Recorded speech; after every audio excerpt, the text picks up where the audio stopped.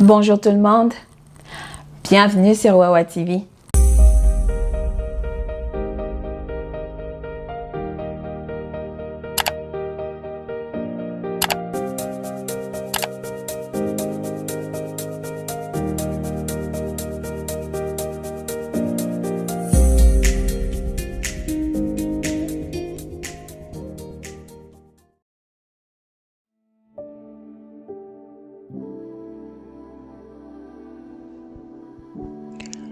Parfois, on pense que tout nous est dû. Se lever le matin, manger, voir nos proches, nos amis et connaissances, rire, aller travailler, rentrer à la maison, dormir. Nous sommes tellement habitués à vivre ces choses que souvent, on se permet même de nous plaindre lorsque les choses ne vont pas lorsqu'on le souhaite. Lorsque les choses ne fonctionnent pas selon notre bon vouloir. Quand j'y pense, je lève ma main en premier parce que je suis championne pour me plaindre. On mène notre vie au quotidien chaque jour, pensant vraiment que ce sont des choses auxquelles nous y avons droit. Cependant, c'est généralement quand quelque chose de tragique nous arrive, quelque chose qui vient bouleverser complètement notre quotidien, que pour la première fois, on prend la peine de s'arrêter et de réfléchir. Et c'est la fête pour la première fois que nous réalisons qu'au fait, nous avons toutes les raisons de rendre gloire à Dieu et qu'au fait, tout est grâce.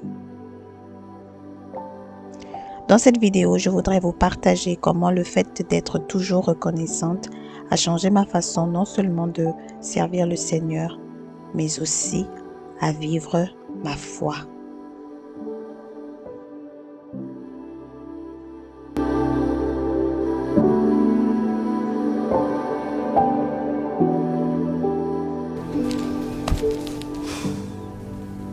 Ok. Avant d'avoir le magnifique sourire que j'ai l'habitude de vous proposer dans mes vidéos, j'étais plutôt quelqu'un de pessimiste. Je n'arrivais pas à apprécier les choses simples de la vie. Pour moi, la vie était ennuyeuse.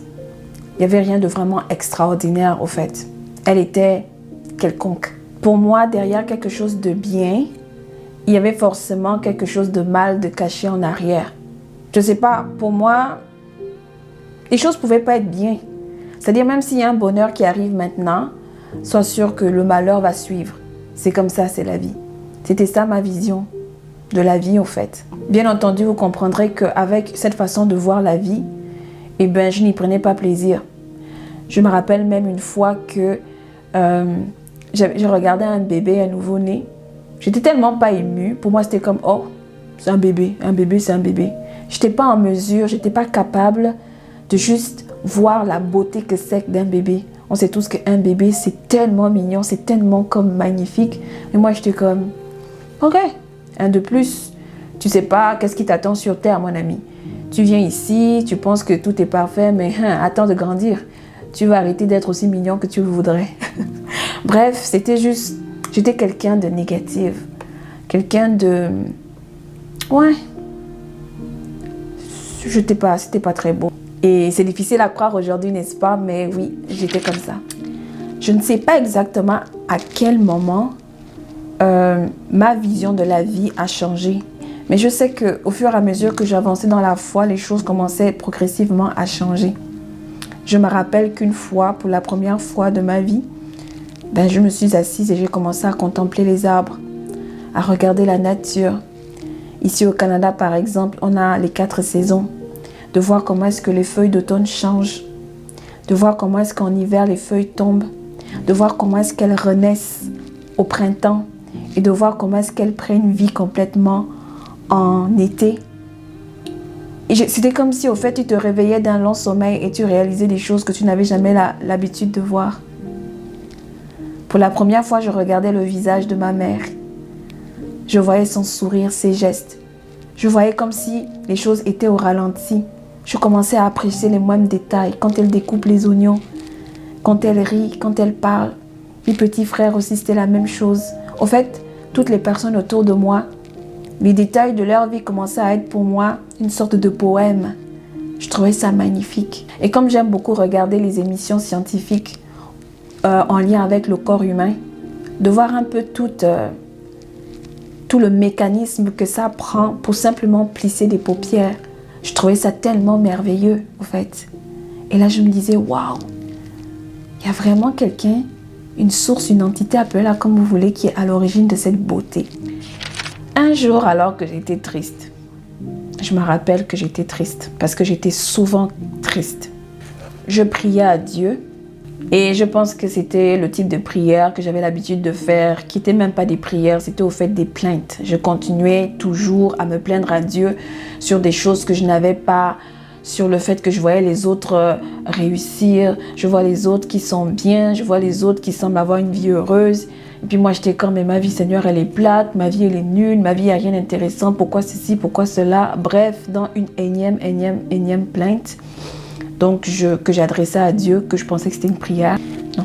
Et là, il y a eu cette parole qui est montée dans mon cœur. Ma grâce te suffit.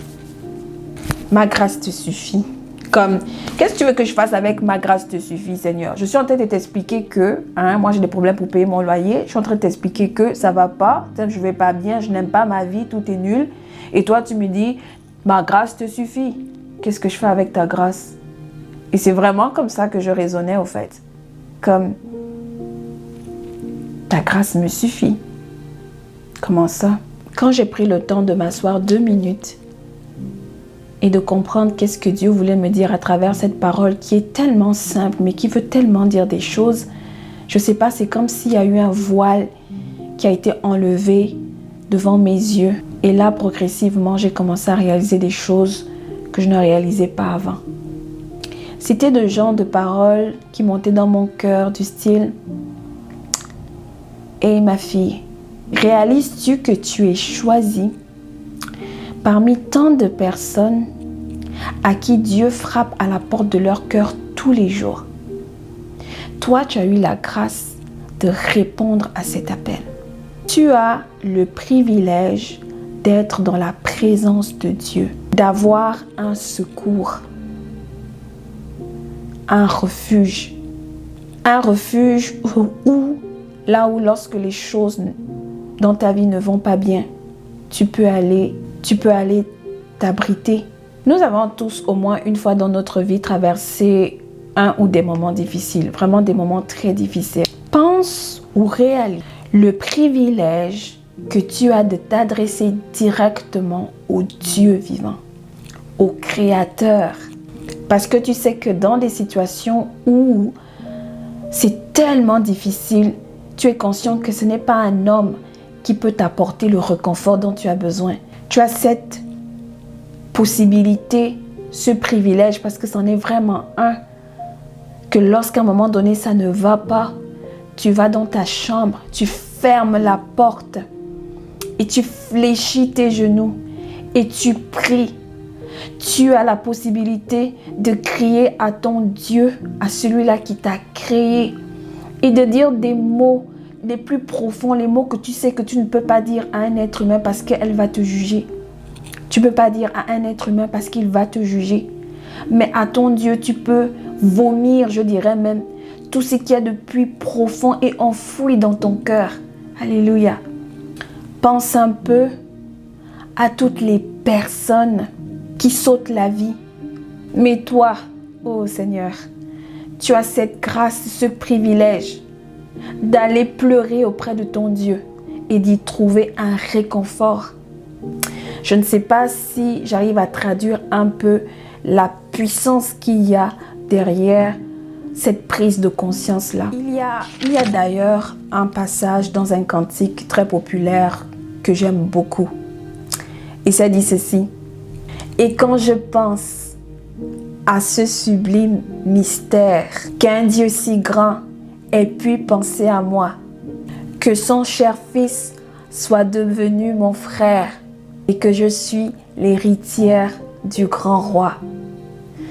Quand je pense à ce sublime mystère, qu'un Dieu si grand, un Dieu si grand ait pu penser à moi, moi qui ne suis rien, moi qui suis infime, moi qui ne mérite même pas d'être, oh Jésus, mais il a pensé à moi. Il a jugé utile que, en créant son univers ne serait pas complet si je n'existais pas. Réalises-tu cela? Un Dieu si grand ait pu penser à moi. Alléluia. Quand progressivement cette façon de penser, cette prise de conscience venait, je réalisais tout simplement une chose, c'est que on ne peut pas être reconnaissant à Dieu tant qu'on n'a pas pris conscience de son amour. Pourquoi? Parce que lorsque tu comprends combien de fois l'amour de Dieu est grand pour toi, combien de fois tout ce qui l'a motivé était purement et simplement et est simplement l'amour, à ce moment-là, tu commences à réaliser que, oh Seigneur, c'est bien plus que ce que je crois au fait. Et là, pendant que je préparais cette vidéo, je demandais au Seigneur, je dis Seigneur, mais comment est-ce que je pourrais exprimer, comment est-ce que toi tu as emmené à me faire prendre conscience de toutes ces choses au fait. Et là, j'ai eu à cœur d'aller dans Lamentation 3, verset 22. Je pense que beaucoup de personnes le connaissent. Et ça dit ceci: les bontés de l'Éternel ne sont pas épuisées. Ses compassions ne sont pas à leur terme. Elles se renouvellent, oh Seigneur, elles se renouvellent chaque matin. Ça veut dire que chaque jour quand tu te lèves, c'est comme si au fait on remettait les disques à zéro et Dieu te donne la possibilité de recommencer. C'est-à-dire que si tu as chuté, ben, tu as la possibilité de te reprendre. Oh, c'est ce cri-là qui m'a particulièrement touchée. Oh! L'auteur ici, quand il dit « oh » avec un gros point d'exclamation, c'est-à-dire c'est quelqu'un qui est tellement dans une situation tellement désespérée. Mais à travers cette situation de désespoir, il réalise que la bonté de Dieu est immense. Et il y a ce point d'exclamation « oh, oh, que ta fidélité est grande. Oh, que ta fidélité est grande » avec un grand point d'exclamation. Ça veut dire que l'auteur des Lamentations a réalisé que malgré la situation extrêmement compliquée dans laquelle ils étaient, Dieu reste Dieu malgré tout. L'Éternel est mon partage, dit mon âme. C'est pourquoi je veux espérer en lui. Il y a une parole que j'ai souvent l'habitude de dire. Et là, vraiment, c'est à cœur ouvert que je vous le dis. J'évite souvent de prononcer cette phrase parce que j'ai peur de choquer, j'ai pas envie que les gens soient inquiets, j'ai pas envie que les gens pensent que j'ai encore cette mentalité pessimiste que j'avais avant. Non, non, non, ça n'a rien à voir. Et c'est vraiment comme ça que je vis la vie. Alors, j'ai souvent l'habitude de dire au Seigneur que si le suicide n'était pas un péché, je l'aurais déjà fait depuis longtemps. Si le suicide n'était pas quelque chose de mauvais, je l'aurais déjà fait. Parce que pour moi, la vie, elle est tellement difficile, elle est tellement morose, elle est tellement atroce. Les injustices, la situation actuelle que nous vivons qui n'est absolument pas facile. Les gens meurent tous les jours, les gens sont victimes d'injustice, le racisme, les problèmes de criminalité, de pédophilie et de toutes ces atrocités que l'on voit dans le monde et tu te dis mais où on va? Et là, tu n'as pas le goût de vivre, au fait. Tu n'as pas le goût de vivre. Parfois, je m'ennuie. Je dis, Seigneur, c'est quoi cette vie? Elle est tellement difficile. Mais quand je regarde les choses sous le regard de Dieu, et là, c'est comme si mes yeux s'ouvraient, au fait. Et je réalise la bonté de Dieu dans les moindres détails de ma vie. Les choses les plus infimes prennent tellement de la valeur. Toutes les choses auxquelles je voyais tellement viles prennent tellement de la valeur parce que je regarde les choses sous le regard de Dieu plutôt que sous le regard d'un homme qui réfléchit avec son intelligence. Et là, je me dis, oui Seigneur, la vie vaut la peine d'être vécue. Et chaque jour devient pour moi l'occasion de le bénir. Quand je regarde mon frère, quand je regarde ma sœur, quand je regarde ma famille, quand je regarde la nature, quand je regarde tout ce qui m'entoure, sous le regard de Dieu, À ce moment-là, je dis, ah Père, oui, c'est magnifique. Oui, c'est magnifique. Et du coup, j'ai juste une louange qui monte dans mon cœur. Une louange qui fait dire, oui Seigneur, malgré les difficultés de la vie, tu es bon. Parce que s'il fallait que je regarde dans les moindres détails, comment est-ce que tu as fait le monde? Comment est-ce que tu as façonné chaque chose? Le sourire de mes proches devient une bénédiction. Parler à quelqu'un pour moi devient une bénédiction. Sourire. Et c'est ça qui me donne le sourire que vous voyez tous les jours.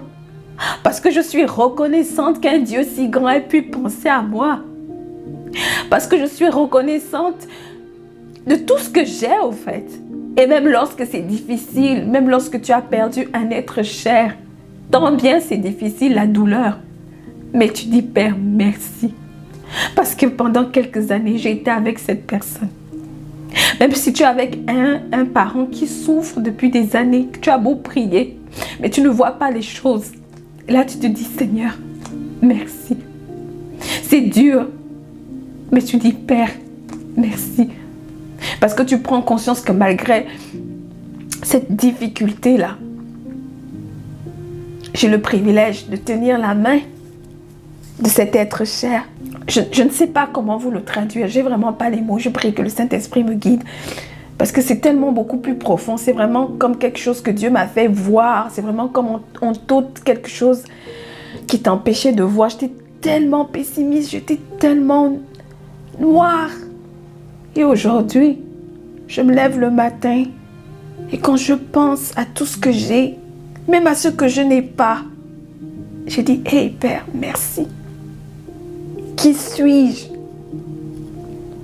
Qui suis-je pour vivre? Qu'est-ce que j'ai fait de plus que les autres qui ne sont pas là ou qui ne sont plus là aujourd'hui? Je n'ai absolument rien fait. Au fait, à la limite, je dirais que Dieu ne gagne rien en me donnant la vie, au fait. Mais c'est moi qui ai tout à gagner. Alors, malgré le fait que nous sommes en temps de pandémie, que c'est très difficile, je suis en mesure d'être dans la joie parce que je regarde les choses sous l'angle de Dieu et non pas sous mon propre angle, sous l'angle de ma propre intelligence. Parce que sinon, honnêtement là, on sombre. Aujourd'hui, on me trouve que je suis très enfantine parce que je m'émerveille pour des petites choses. Aujourd'hui, je m'émerveille pour des détails. Tu sais, je peux m'émerveiller parce que je vois une fourmi qui passe. Je vais regarder cette fourmi, je vais être comme, oh, c'est beau. Oh Seigneur, comment est-ce que tu as fait pour inventer quelque chose comme ça? Oh, la façon dont il bouge ses pattes, la façon dont il bouge ses tentacules. Je ne sais pas, tout me fascine. Alors qu'avant, je n'étais pas comme ça, je vous le garantis. Tout me fascine. Oui, être reconnaissant, c'est faire preuve de foi. C'est témoigner la fidélité de Dieu. C'est confirmer sa grandeur. La pessimiste que j'étais est devenue plus qu'optimiste. Elle s'émerveille devant la grandeur de Dieu. Alléluia. Elle savoure les moindres détails de sa vie. Et même lorsque c'est difficile, tellement elle est reconnaissante, elle arrive à trouver la joie dans les temps de douleur. Elle apprécie simplement la vie à sa juste valeur.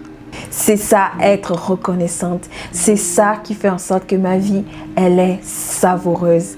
Et le sourire que j'affiche tous les jours émane simplement de cette joie où tu réalises finalement que oui, la grâce de Dieu me suffit. Amen. Je prie aussi de tout mon cœur que Dieu te fasse voir et prendre conscience de la beauté de la reconnaissance dans ta vie. Être reconnaissant t'amène tellement dans une nouvelle dimension et je prie de tout mon cœur que tu l'expérimentes. Si tu traverses une période difficile, je sais que ce n'est pas facile, mais je te propose de faire cet exercice. Ose dire merci et être reconnaissant alors même que tu réalises que dans ta vie, tout va mal. Si tu pleures parce que tu as de la peine, dis merci au Seigneur. je te garantis que c'est là que tu vas voir le mystère de Christ agir dans ta vie. C'est ce que je fais constamment et je peux t'assurer que ça change tout. J'espère que cette parole a fait écho dans votre cœur et merci d'avoir pris le temps de m'écouter. Voilà, c'était tout pour aujourd'hui. Quant à moi, j'ai terminé. D'ici là que la prochaine vidéo ne sorte, n'oublie pas de faire de l'Éternel tes délices et il accordera ce que ton cœur désire. À plus tard.